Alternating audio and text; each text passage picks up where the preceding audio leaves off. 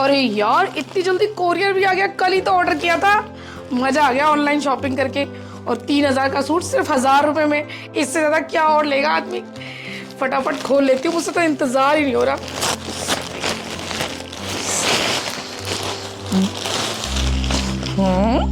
ये तो फोटो से बिल्कुल अलग लग रहा है सूट। इतना घटिया, ऐसे कपड़े तो मैं कभी जिंदगी में ना पहनूं। क्या करूं, 1,000 रुपए का चूना लग गया मुझे तो। आइडिया, अपनी देवरानी को दे देती हूँ, गांव की सीधी सादी, उसे क्या पता आजकल के फैशन का। अरे डॉली।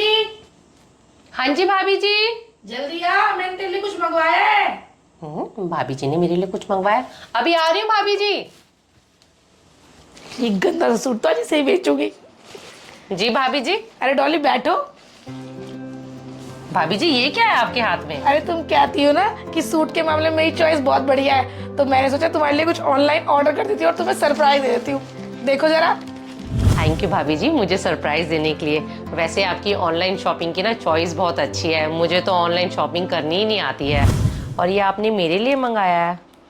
हाँ डॉली, तेरे लिए मंगवाया है। तुझे पता है मार्केट में इसका प्राइस 3,000 रुपए है और ये मुझे 50% डिस्काउंट में मिल गया सिर्फ 1,500 रुपए में। तू देख कितना सुंदर है, और तेरे ऊपर ये रंग भी अच्छा लगेगा। तेरे पास ये कलर भी नहीं है तो इसमें बहुत सुंदर लगने वाली है। क्या भाभी जी, ये पूरे 1,500 रुपए का सूट है?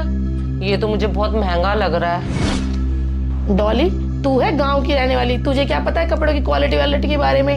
हम दोनों जब साथ में फंक्शन में जाते हैं ना, सब लोग मुझे ही देख रहे होते हैं, तुझे तो कोई देखता भी नहीं है। तब मुझे तुझे देख के तरस आता है, और इसीलिए मैंने तेरे लिए एक अच्छा सा सूट ऑर्डर कर दिया। तुझे पता है पार्टी वेयर सूट है, पहन के बड़ी बढ़िया लगने वाली है तू। भाभी जी मेरे कहने का मतलब वो नहीं था, बस मैं आपको इतना कहना चाहती हूँ, इस सूट का रेट ना सिर्फ और सिर्फ 700-800 रुपए तक का ही होना चाहिए था। 1,500 रुपए के हिसाब से मुझे बहुत महंगा लग रहा है ये। क्या तुझे ये सूट 700-800 रुपए का लग रहा है? तेरा तो है दिमाग खराब। मैंने तो गलती कर दी तेरे लिए कुछ मंगवा के। एक बात बोलूं, भलाई का तो जमाना ही नहीं रहा। आज के बाद मैं तो तेरे लिए कुछ नहीं मंगवाने वाली। भाभी जी आप तो बुरा मान गए। भाभी जी मैं ये सूट रख लेती हूँ, शाम को राजीव जैसे ही आएंगे ना, मैं सूट के 1,500 रुपए आपको दे दूंगी।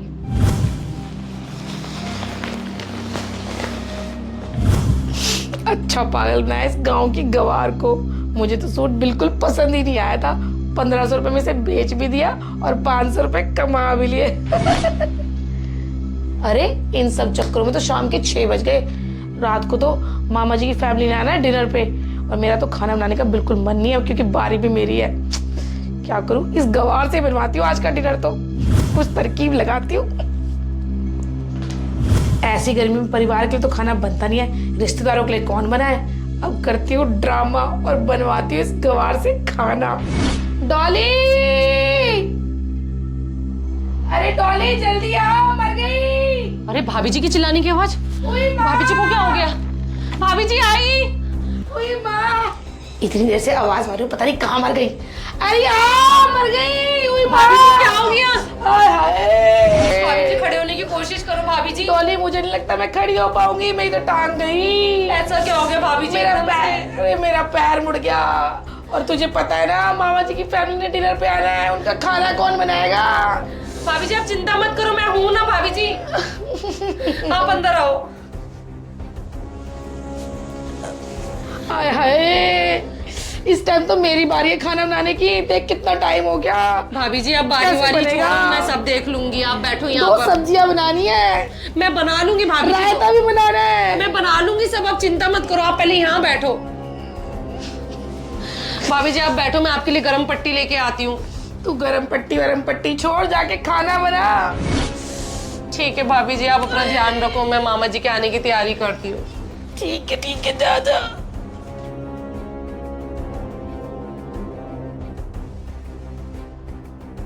पता नहीं भाभी जी के खड़े खड़े पैर में कैसे मोच आ गई, बेचारी दर्द के मारे कितना तड़प रही थी।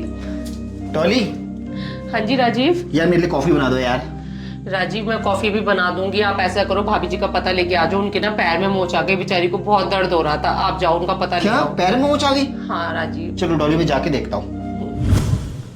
अरे बहन तुझे पता है मेरी देवरानी ना बिल्कुल बेवकूफ और गवार है, और मैं तो उसे आए दिन बेवकूफ बनाती रहती हूँ।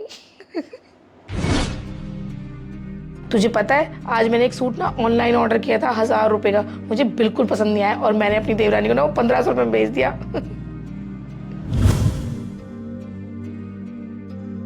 और तो और तुझे पता है आज मैंने क्या किया, अभी थोड़ी देर में मामा जी की पूरी फैमिली आ रही है डिनर पे।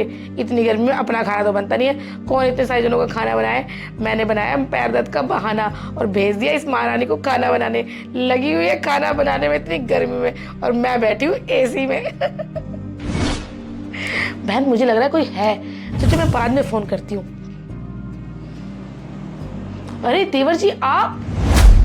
वाह भाभी वाह, आज मैंने आपका ये रूप भी देख लिया। भाभी मुझे आपसे ये उम्मीद नहीं थी। अरे देवर जी आप ऐसे क्यों बोल रहे हो, मैंने ऐसा क्या कर दिया। भाभी जी अब मेरे सामने ज्यादा ड्रामा करने की जरूरत नहीं है, मैंने अपने कानों से सब सुन लिया है कि तुम डॉली के साथ क्या करती हो। शर्म आनी चाहिए भाभी जी आपको ऐसा करते हुए। भाभी जी डॉली आपको जेठानी नहीं बल्कि बड़ी बहन मानती है, लेकिन आपने क्या किया, आपने उसके भोलेपन का नाजायज फायदा उठाया। भाभी जी आपने डॉली को 1000 वाला सूट 1500 रुपए में बेच दिया। और तो और इतनी गर्मी में आप एसी में बैठी हो पैर का दर्द का बहाना करके, और वो अकेली किचन में खाना बना रही है। शर्म आनी चाहिए भाभी जी आपको। भाभी जी किसी के भोलेपन का इतना फायदा नहीं उठाना चाहिए जितना कि आप उठाते हो। अगर रिश्तों में चालाकी और षड्यंत्र आ जाए ना तो रिश्ते ज्यादा दिन तक चलते नहीं है। मैं चाहता ना तो डॉली को बुला के आपकी सारी बातें सुनवा सकता था। क्या बीतती भाभी जी डॉली पर, उसके मन को ठेस पहुंचती नहीं पहुंचती, लेकिन मैंने ऐसा किया नहीं। देवर जी आज आपने मेरी आंखें खोल दी और मैं अपने किए पे बहुत शर्मिंदा हूँ। मैं जाकर ना डॉली से माफी मांग लेती हूँ।